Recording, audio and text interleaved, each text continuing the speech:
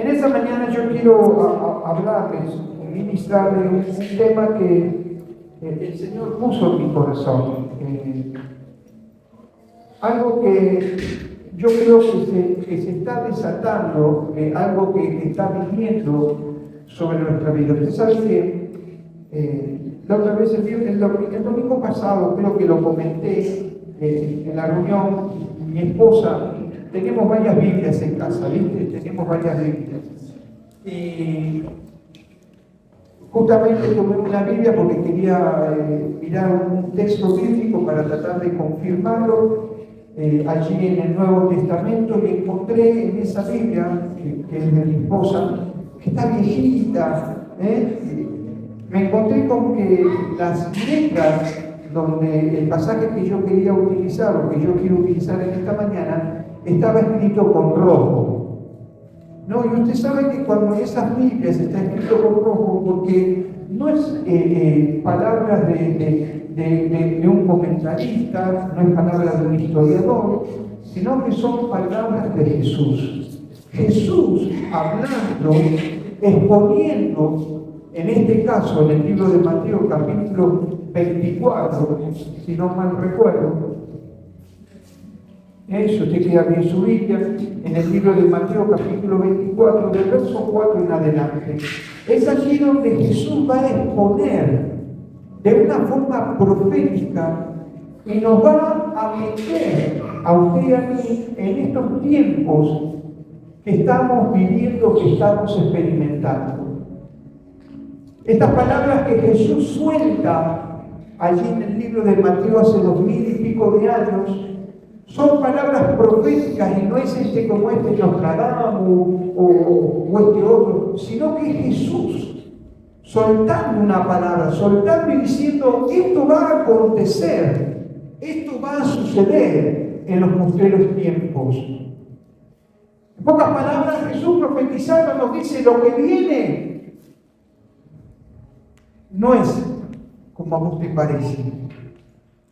En el libro de Jeremías encontramos que Jeremías profetizaba y decía, vamos, tenemos que ir cautivos a Babilonia. Y había falsos profetas que decían, no, esto es un lapso de tiempo, las cosas van a ir mejor. Pero Jeremías tenía palabra de parte de Dios. Y Jeremías decía, no, tenemos que ir en cautiverio porque aún estando en cautiverio Dios va a estar con nosotros. Y lo que Jesús habla o lo que Jesús expresa en el libro de Mateo capítulo 24, de verso 4 en adelante, vamos a encontrar palabras de parte de Jesús introduciéndonos y metiéndonos en los tiempos actuales. Es como que el Señor agarró, no sé, el diario online y nos puso esto y nos dijo, esto está pasando. Si usted me acompaña, Mateo 24 dice que respondiendo Jesús le dijo, miren que nadie los engañe. Me apagan la primera felicita a Héctor, bienvenido Héctor. Damos gracias a Dios por la salud de nuestro hermano. Amén. Gloria al Señor. Respondiendo Jesús les dijo, miren que nadie los engañe, porque vendrán muchos en mi nombre diciendo, yo soy el Cristo, y a muchos va a engañar. Y van a comenzar a oír,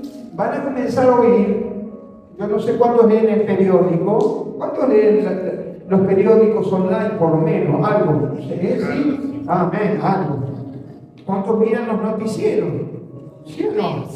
Yo escucho que dicen, yo el noticiero no escucho porque tiene una mala onda, pero terminamos escuchándolo. ¿Sí o no? Y dice, y van a oír de guerras, rumores de guerras. Mirad que no subéis porque es necesario que todo esto acontezca. Pero, dice, aún no es el fin. Verso 7, dice porque se levantará nación contra nación y reino contra reino. Y habrá pestes. Habrá pestes. Usted sabe que uno de los últimos informes que hicieron que parece que el COVID comenzó nuevamente a reinventarse. Yo fui al cardiólogo en estos días y me dice, no, hay que cuidarse. Digo, yo no le robé nada. Así se me puso el hombre un miedo. No. Dice, no, lo que pasa es que hay que cuidarse, dice, porque otra vez, dice, parece que... ¿Sí o no? ¿Alguien ha escuchado sobre esto? Y acá dice Jesús que dice, nación contra nación, reino contra reino, y habrá pestes y hambres, terremotos en diferentes lugares. Y todo esto será principio de dolores. Verso 9, entonces os pegarán la tribulación y os matarán y seréis aborrecidos de toda la gente por causa de mi nombre. Verso 10, muchos tropezarán entonces y se entregarán unos a otros y unos a otros se van a aborrecer. Cualquier cosa que esto pase es pura coincidencia. Y muchos falsos profetas se van a levantar y van a engañar a muchos. Y por haberse multiplicado la maldad, el amor de muchos se enfriará. Verso 13, mas el que perseverare hasta el fin, este será salvo. Y verso 14 final, y será predicado este evangelio del reino en todo el mundo para testimonio a todas las naciones, y entonces, ahora sí, entonces vendrá el fin. Pero cuando nosotros estábamos leyendo los primeros pasajes, nos mostraba lo que está pasando hoy. Muerte, rumores de guerra, pestilencia, hambre. Nos está mostrando un plano a nivel mundial, qué es lo que estamos viviendo, qué es lo que está pasando o lo que está aconteciendo. Y dice que la fe de muchos se va a enfriar. Y es ahí donde el Señor comenzó a hablar a mi corazón y me advertía sobre los hechos que van a acontecer y venir y suceder en este último tiempo. Si hay algo que el enemigo ha desatado, una herramienta que él utiliza de una forma gravitante, él la utiliza vez tras vez. Yo les conté la historia, ¿no? Que se acuerda que fue un hombre y dice que tuvo la posibilidad de ir allí a la guarida de Satanás, y dice que le dio el lugar y comenzó a ver cada una de las herramientas que el enemigo utilizaba, ¿no? Y utilizaba el orgullo, utilizaba los celos, cada uno ahí estaba, en cada uno de las herramientas que Satanás utilizaba en contra de los hijos de Dios y en contra del mundo. Pero había uno donde dice que no estaba la herramienta. Escuche esto. Y entonces le llamó la atención y le preguntó al que estaba a cargo de todas esas armas, le preguntó, ¿cuál es la herramienta que está faltando acá? Y él dice, es la que Satanás más está utilizando y en este momento, más que nunca la está utilizando. Y entonces el hombre le preguntó y le dijo, ¿cuál es esa herramienta? Esa herramienta que Satanás ha soltado en este último tiempo es la herramienta del desánimo. Del desánimo. Cuando nosotros comenzamos a ver todos estos hechos y estos acontecimientos, podemos, aquellos que conocemos a Jesús como Señor y Salvador, nos trae esperanza. Pero hay un mundo que está sin Cristo, sin fe y sin esperanza, y que muchas veces se encuentra desanimado. Aún encontramos muchos cristianos, muchas veces cuando comenzamos a conversar y a hablar con ellos, los encontramos que están desanimados, ya no tienen fuerza, no tienen ganas. Por eso en esta mañana yo quiero hablarle, quiero ministrarle sobre, ponemos el título, que vamos a desarrollar esta prédica, venciendo el desánimo. ¿Cómo hago yo para vencer el desánimo? Ya hemos estado viendo que en el libro de Mateo capítulo 24 nos está mostrando hechos, acontecimientos, pero también miren lo que nos dice en el libro de Números capítulo 21 verso 4. Me impactó esta palabra. Dice, vamos a del 1, perdóname. El libro de Números capítulo 21 del verso 1 al verso 4. Mire lo que pasó. Mire lo que pasó. Después partieron del monte de Or camino del Mar Rojo para rodear la tierra de Edom. El 1. Verso 1. Este es el 4. Empecemos por el 1. Ahí está. Dice que cuando el cananeo, el rey de Arad, que habitaba en el Negev, oyó que venía Israel por el camino de Atarim, peleó contra Israel y tomó de él prisioneros. ¿Cuánto van entendiendo? El pueblo comienza a salir, a transitar el camino hacia la tierra prometida. Dios lo saca con mano poderosa y en el verso 1 nos dice que cuando el cananeo, verso 1, ahí el cananeo dice el rey de Arad que habitaba en el Negev, oyó que venía Israel por el camino de Atarim y peleó contra Israel y lo tomó prisionero. Iban camino a la tierra prometida, iban camino, salían de la esclavitud y ahora dice que comienzan las luchas. Verso 2 nos dice la palabra de Dios, entonces Israel hizo voto al Señor y dijo, si en efecto entregares este pueblo en mi mano, yo destruiré sus ciudades. Pacto de Israel con Dios. Yo voy a sacarlos y a quitarlos. Verso 3. Y Jehová escuchó la voz. Dios escuchó. Yo quiero ministrar a alguien en esta mañana que Dios escucha tu clamor y tu ruego por más enemigos que se levanten, por más contrariedades que hayan en tu vida. El Señor se levanta como poderoso gigante para defenderte en cualquier momento, razón o circunstancia. Y Jehová escuchó la voz de Israel y entregó al cananeo y los destruyó a ellos y a sus ciudades, y llamó el nombre de aquel lugar Orma. ¿Cómo? Orma, y no es Orma de zapato. Orma lo llamó. Verso 4 nos dice, después partieron al monte de Or. Diga conmigo, monte de Or. Monte de Or. Dice, camino del Mar Rojo para rodear la tierra de Edom, y se desanimó el pueblo por el camino. ¿Cómo es posible que habían hecho pacto con Dios? Dios les entregó la victoria, vencieron a los cananeos, pero dice que cuando siguieron el trayecto, cuando siguieron caminando, dice que el pueblo se desanimó en el camino. A mí me gusta indagar y encontré, ¿se acuerdan que hablamos sobre el monte Hermón? ¿No? El monte Or y Orma. Y Orma significa dedicado, porque estaba dedicado para la destrucción. Ese era el lugar que Dios había escogido para darle la victoria al Señor. Orma.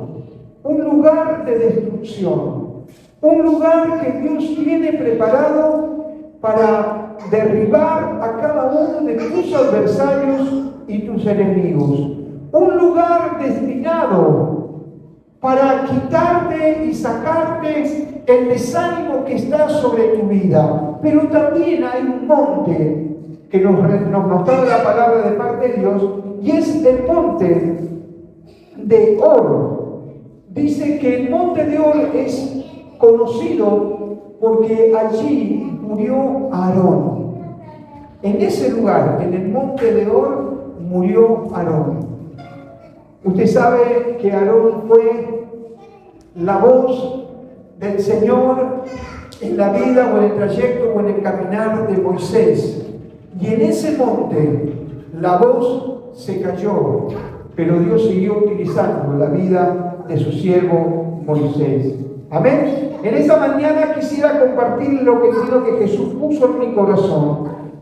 Ya que escribí, se lo digo. Tengo, la Biblia dice, Jesús, no son historias, dice llanamente palabras de Jesús instruyendo y dando aviso profético de cómo serían los últimos tiempos, cuáles serían las señales contundentes de su venida. como hemos leído, y hay una gran cantidad de ellas que se cumplen y otras se están cumpliendo. Se están cumpliendo. Se están cumpliendo. La otra vez nuestro hermano José de Noia nos hablaba y nos mostraba ese puntito en medio de la nada. Yo digo, si algo que me impactó de la prédica fue la constelación, pero que nosotros éramos un puntito, ¿no?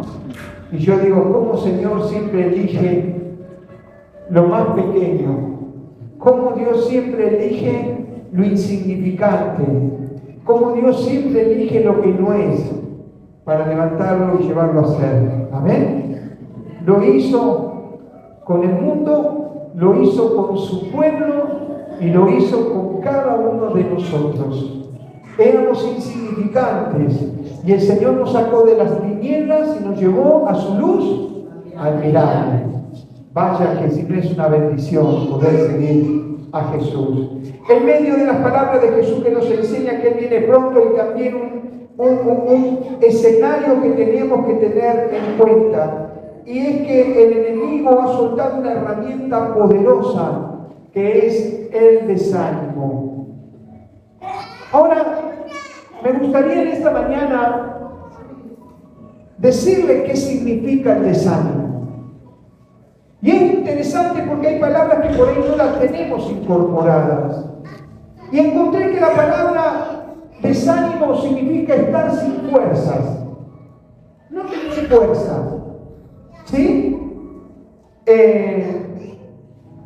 Para seguir adelante. Me gustó esto. El desánimo trae falta de ilusión, falta de proyección. El desánimo trae falta de desarrollo, falta de extenderse. Eso es lo que produce el desánimo en cada una de nuestras vidas. También desánimo significa falta de ilusión o ánimo hacia alguien o para hacer algo, dejar, cansado, desfallecer, desmayar, apagado, débil, flojo, pusilánime. Todo esto es una persona desanimada, miedoso y aún temeroso. Interesante.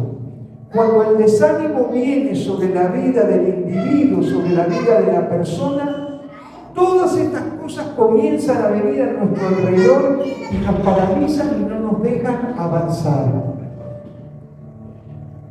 Muchos de nosotros sabemos que estamos en un momento histórico de la nación, por así decirlo.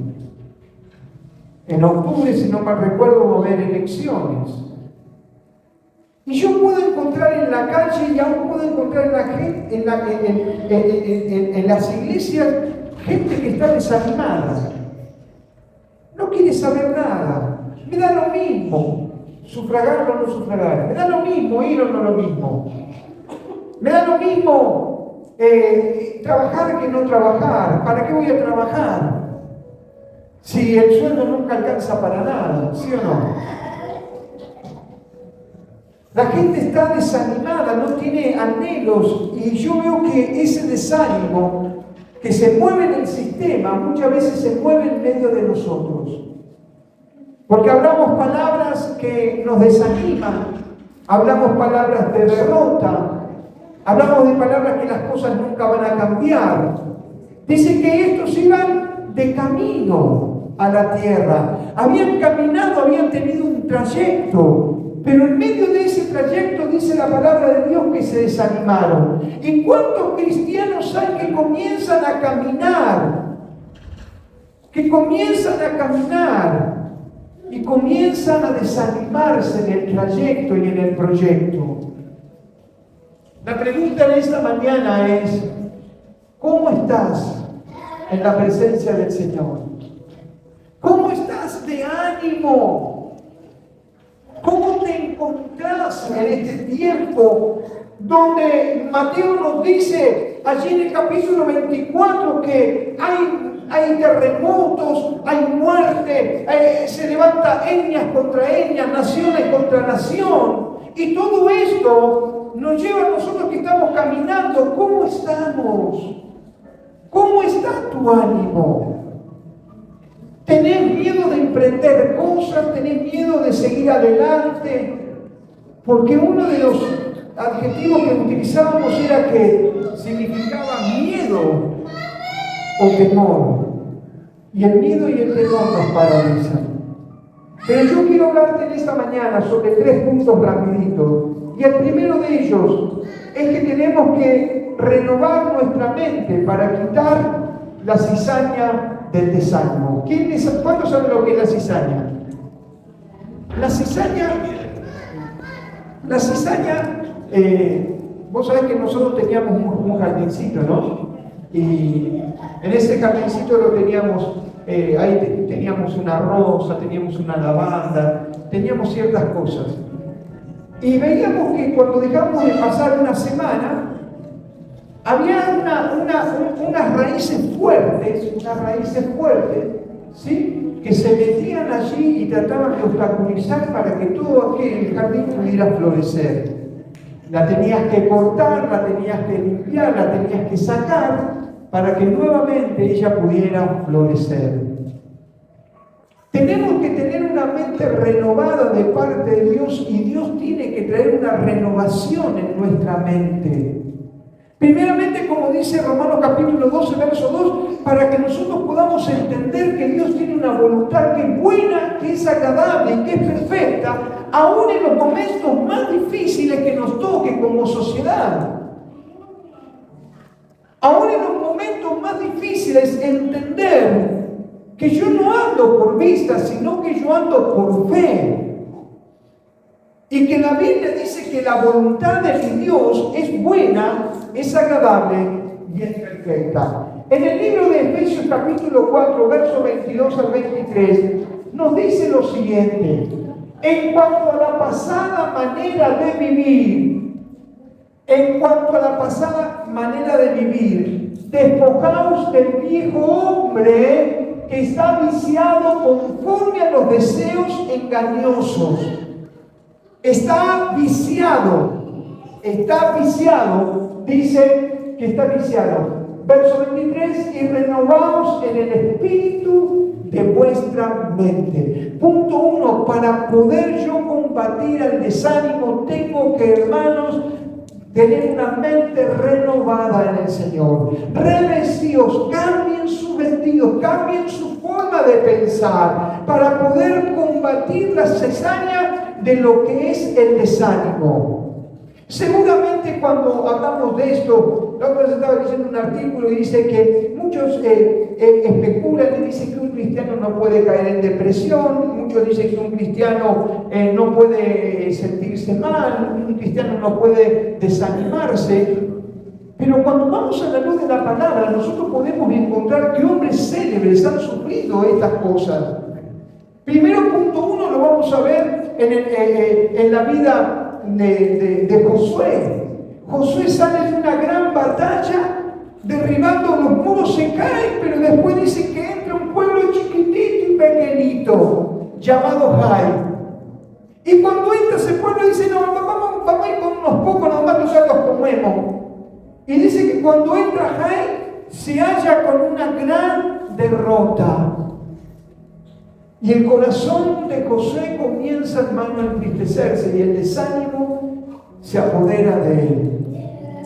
Pero también lo vamos a ver nosotros en la vida de nada más de un hombre que en el cual nosotros queremos emularnos, queremos realmente ser como él, el profeta Elías. Elías, hermano, fue un hombre conforme que cada uno de nosotros queremos ser. ¿Te imaginas? Orar al cielo, Señor, que en esta mañana otro día, caiga fuego del cielo. Y dice que vino y cayó el cielo. Pero solamente esbozó una mujer una palabra llamada Jezabel, se desanimó y se fue, allí se escapó al arroyo y al desierto. Y muchos piensan que no podemos desanimarnos, que como cristianos. Pero el desánimo es parte de una herramienta que el enemigo está utilizando y que también afecta nuestro plano natural. Yo no sé usted, Pero creo que somos contados los que en esta mañana podemos decir: yo soy una persona que nunca he perdido el desánimo. Yo soy una persona en la cual soy optimista. Los payasos dicen que se pintan la cara y tienen una sonrisa, pero por dentro están fusilados, están muertos, están entristecidos. Y a veces nosotros tenemos una fachada de optimismo, pero por dentro el desánimo viene a nuestras vidas, nos paraliza y no nos deja ver lo que Dios tiene para nosotros. Punto 1. Entonces, necesitamos una mente renovada. El enemigo está, dice, plantando como nunca antes la cizaña en las mentes, pensamientos de duda, pensamientos negativos, pensamientos de temor. Y eso no tan solo sobre el sistema o el mundo, sino sobre muchos cristianos. Muchos cristianos nacidos de nuevo, con el corazón temeroso. ¿Qué va a ser de mi futuro? ¿Qué va a ser de mis hijos? ¿Qué va a ser? Hermano, tenemos un Dios que es todopoderoso y que todavía sigue teniendo el control. Dice la palabra del Señor que Él está sentado a la diestra de Dios Padre.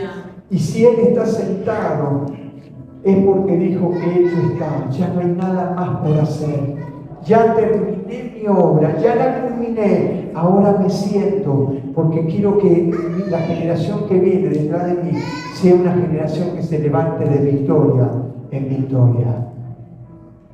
Cuando utilizamos la palabra amén, estábamos viendo estos días, la palabra amén significa ya no hay nada más por añadir. Amén, que así sea, se acabó. Ya no tenés que hacer más nada. El Señor te entregó la victoria en la cruz del Calvario y somos más que vencedores en Cristo Jesús. Si alguien lo cree, diga gloria a Dios y denle un fuerte aplauso al Señor. ¡Aleluya!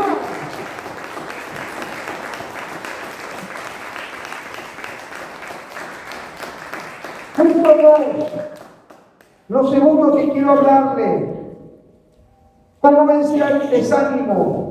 Dice, tenemos un Dios de grande para nuestros problemas. ¿Cuántos tienen un Dios grande? Amén. ¿Sí o no?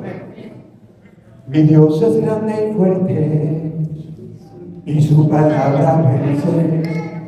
Sus enemigos y huyen ante él. Jesucristo es el Señor, en su nombre hay poder para vencer. Amén. Es un fuerte aplauso a ustedes. ¿Se puede? Gracias a Dios. Tenemos que entender que tenemos un Dios grande para los problemas. ¿Sabías que el Dios que vos desarrollás y el Dios que vos creés es el Dios que realmente llevás dentro? Yo por muchos años llevaba en la carterita de los documentos una cosita así, figurita así. Y esa figurita denotaba el Dios que yo tenía, un Dios de cartón, un Dios pequeño, un Dios que no podía solucionarme mis problemas.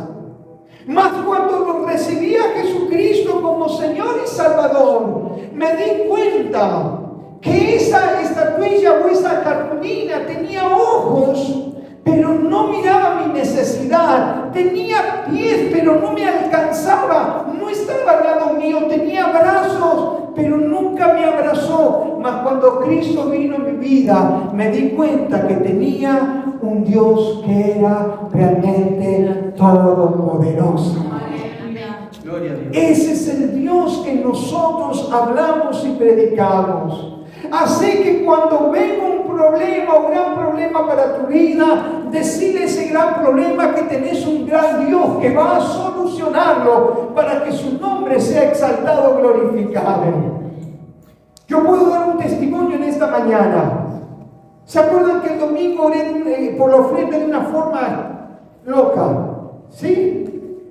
que el Señor me mostró ciertas cosas. Cuando algunos habrán escuchado el testimonio, cuando llegamos a casa, nos fuimos a comprar, una persona de otra provincia me giró plata. Yo no sé ni quién es, ni cómo es, pero aparecieron 7.000 pesos en mi cuenta. Gloria al Señor. Y hoy perdimos la llave, como siempre el pastor pierde la llave, ¿viste? Es un problema que me voy a tener que hacer acá. ¿Cómo es que se pone esos ganchos acá? Un piercing, y colgarle la llave ahí, porque la única forma que no se te pierda. Y hoy no encontramos la llave, ¿dónde está la llave? ¿Dónde está la llave? ¿Qué hice? Comencé a revisar cada uno de mis bolsillos.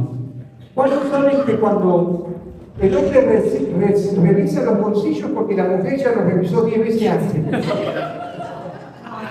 No. Pero, ¿sí o no? ¿Sí o no? A ver, mujeres, ¿o no? Cuando faltan algunos pesitos, decir, no podré encontrar, habrá quedado algunos pesitos. Bueno, hoy no encontraba la llave. Revolví todos los sacos, los míos, los de mi esposa, la cartera. No aparecía la llave. Y hasta que me fui a un gabán gris que tengo ahí, que casi ni lo uso, lo tengo guardado en casa. Metí la mano y aparecieron 500 pesos. Para que en mi bolsillo aparezca 500 es un milagro. Es un milagro. Tenemos un Dios grande que soluciona cada uno de nuestros problemas. ¿Cuándo dicen amén? En el libro de 1 Samuel, capítulo 17, por favor, del verso 33 al 37, allí la palabra del Señor nos dice, y dijo Saúl a David, no podrás tú ir contra aquel filisteo para pelear con él, porque tú eres, ¿qué cosa? Eres un muchacho, mira, ya tirándole la onda. Desánimo, ahí le estaba tirando, dice, porque eres muchacho y él un hombre de guerra desde su juventud. Le pinta un panorama como el que Jesús nos estaba hablando: guerra, rumores de guerra, violencia, sí, muerte, destrucción. Y Saúl está diciendo a David, te vas a enfrentar con un hombre de una estatura sobrenatural, mayor que vos. Él es un hombre de guerra. Verso 34. David respondió a Saúl, tu siervo, que era... Mira el currículum, pastora, Mira el currículum, dice que eso es un currículum, Dice, David respondió a Saúl, dice, tu siervo, ¿qué era? ¿Qué era? ¿Y a quién iba a enfrentar? A un hombre de guerra. Dice, tu siervo era pastor de las ovejas y ni siquiera del pobre.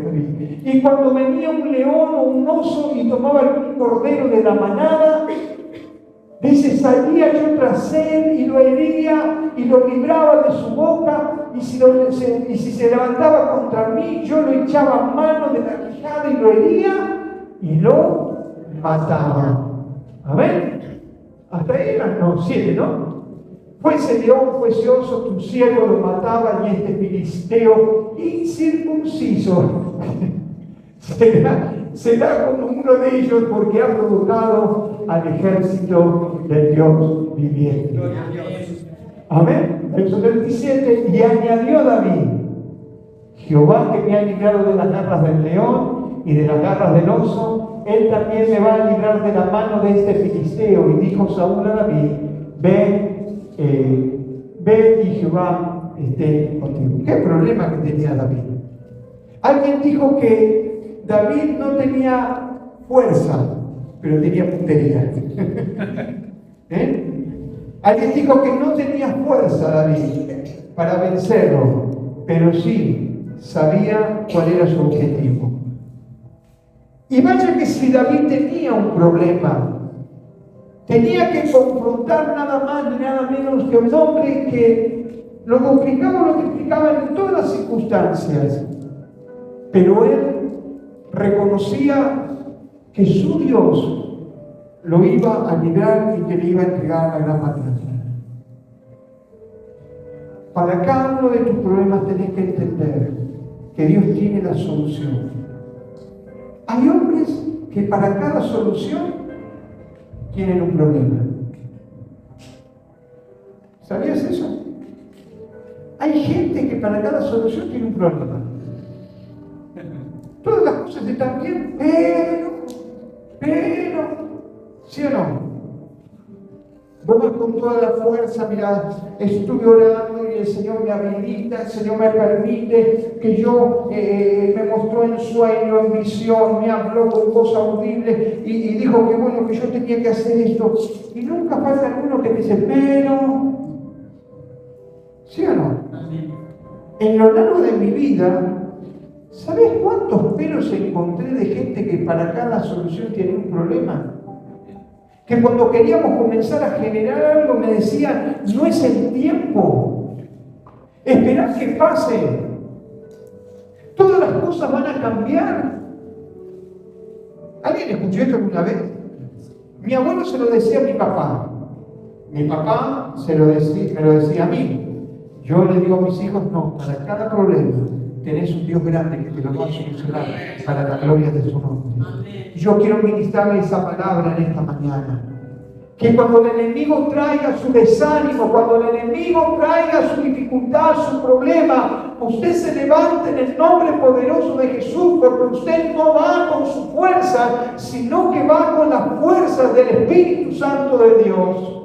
Porque usted tiene que tener una mente renovada para arrancar y quitar esa cizaña de los pensamientos que son negativos, de destrucción, que no puedo, que no alcanzo, que no llego, parte de nuestra cultura, parte de aquello que nos enseñaron, pero nuevas criaturas somos en Cristo Jesús. Las cosas viejas pasaron y el Señor hace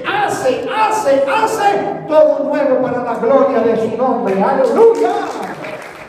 ¡Él lo hace!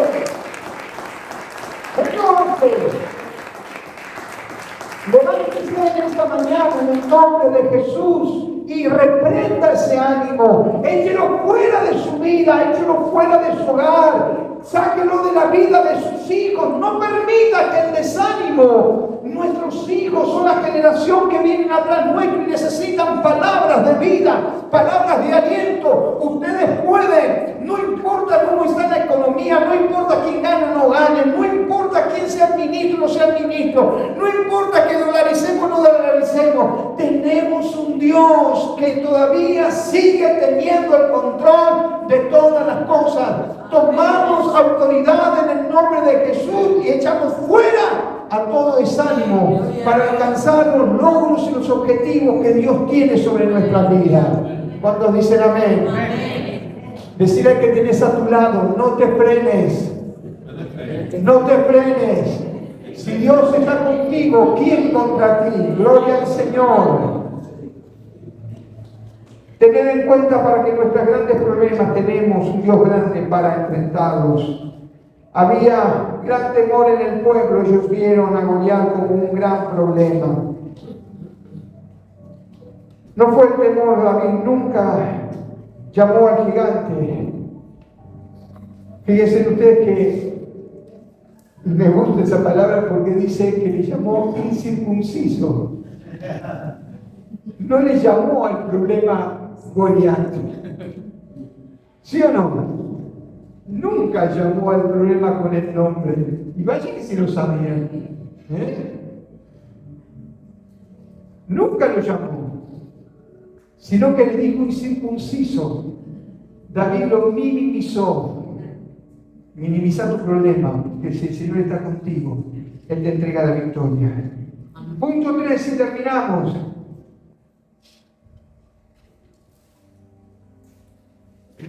Cambiar nuestra actitud. Yo había puesto en el original, ¿viste? Porque este es muy bien el original. Había puesto cambiar nuestra actitud pesimista. Pero tenemos que cambiar nuestra actitud y poner nuestra mirada en el poder de Dios. ¿Dónde tenés puesta tu mirada? ¿En los candidatos que vienen? ¿Qué guerra que hay? Uno contra otro, grietas. No podés hablar. Llamémonos a silencio, no llamemos a Dentro de la iglesia no hacemos política ni decimos, hay un pastor que está enojado con otros pastores porque parece que los pastores están diciendo a quién usted tiene que votar. Y eso es totalmente personal. Su oración, su búsqueda, su comunión, usted nunca va a ser inducido de acá quién tiene que hacer o qué tiene que votar. Amén. Pero tenemos que mirar esto, hermanos. Cambiar nuestra actitud y poner nuestra mirada en el poder de Dios. Miren el libro de Génesis, por favor, capítulo 15, del 4 al 6. Luego vino a él palabra del Señor, que está hablándonos sobre Abraham, diciendo: no te va a heredar Damaseno, no te va a heredar el hijo de la criada. Dice sino que un hijo tuyo será el que te va a heredar. Recordemos que en estas circunstancias Abraham todavía no había tenido ese hijo con su esposa Sara o Sarai. ¿Sí? Y entonces aparece en escena una criada, cual tiene un hijo, y Abraham comienza a hablar con el Señor y dice: Señor, este no es el hijo de la promesa, sino que, Señor, yo no quiero que me herede el hijo de una esclava. Y entonces Dios le dice, y le dijo así, y dice que, verso, el que sigue, dice: y lo llevó fuera, diga conmigo, lo sacó afuera. Lo sacó afuera, lo echó, lo arrancó, lo sacó. Dice: y lo llevó afuera y le dijo: mira ahora los cielos y cuenta las estrellas, si las puedes contar. Y él le dijo: así será tu descendencia. Y creyó al Señor y le fue contado para justicia. Algunos relatores dicen que cuando recibe esta palabra, Abraham la recibe estando dentro de una tienda. Y la orden de parte de Dios era que Abraham estaba desanimado. Abraham sabía que Dios le había prometido y le había hablado y le había dicho que iba a tener un hijo y de ese hijo iba a tener descendencia. Abraham sabía que por más que su esposa Sarai estuviera allí envejecida, hubiesen pasado los años, él había creído que Dios tenía poder para cambiar y alterar esa situación. Pero Dios tuvo que hacer y tuvo un plan. Y me gusta esto.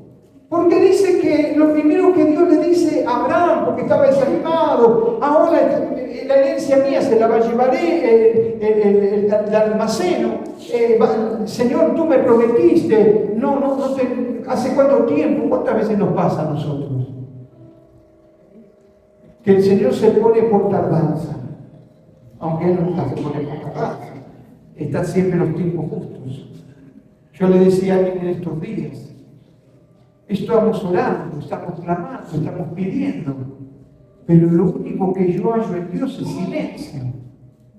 Y cuando yo hallo silencio en Dios es porque Él está buscando que tenga mayor comunión, esté buscándolo más. O me está esperando y me está diciendo: esperar, yo tengo el control de la situación. Y a ninguno nos gusta esperar. ¿A cuánto le gusta esperar cuando tienen una promesa? ¿Sí o no? Me parece que a todos. ¿Sí o no? A nadie le gusta esperar. Te traje un regalo, te lo traigo la semana que viene. ¿Sí o no? Viste que vienen de viaje, dicen: vengo de viaje. Te pasó que alguna vez vino de viaje y traje un regalito para cada uno y te traje, y vos, sí, pero espera que lo tengo en el Tigre. ¿No? Sí nos pasa. Queremos todas las cosas ya. Y Abraham estaba en esta condición y Dios le dice a Abraham, salí de tu tienda. Y yo creo que la palabra en esta mañana para nosotros es: tenemos que salir de nuestro lugar, de nuestra tienda. Porque mientras que Abraham estaba bajo la cobertura de la tienda, no podía contemplar la magnificencia, lo maravilloso de lo que Dios era, del poder que Él tenía.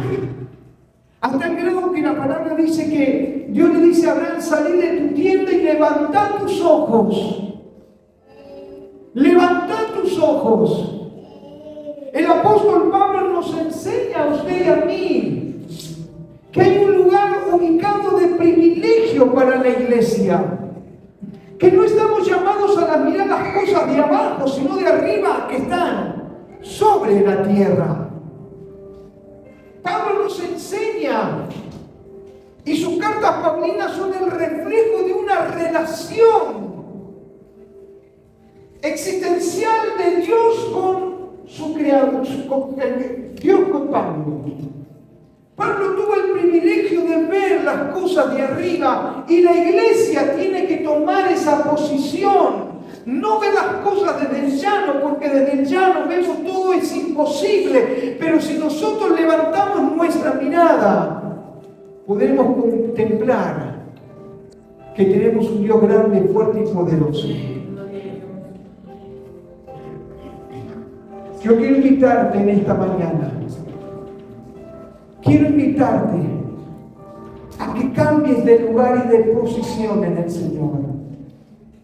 A que no te quedes metido en la tienda, cargado con los problemas, con las dificultades. Que no te quedes cargado con el desánimo, con aquellas cosas que, como decíamos hace un rato, pusilánime, no tenemos ganas, no tenemos anhelo de hacer las cosas. Viene un desánimo sobre nuestra vida, se nos paraliza. Y así estaba Abraham, y Dios le dijo: salí de ese lugar, mirá los cielos. Y no tan solo dijo mirá los cielos, sino que le dijo: ¿qué cosa? Contá las estrellas. ¿Cuánto tiempo hubiese necesitado Abraham para contar las estrellas? Y yo creo que ¿alguna vez te pusiste a contar las estrellas? Vos sabés que yo alguna vez lo hice, medio loco, ¿no? Pero cuando empezaba con una, ¿no? Y parece que se multiplicó. Y te olvidaste de dónde habías empezado. ¿Sí o no? Y sí, Señor, te quedas maravillado.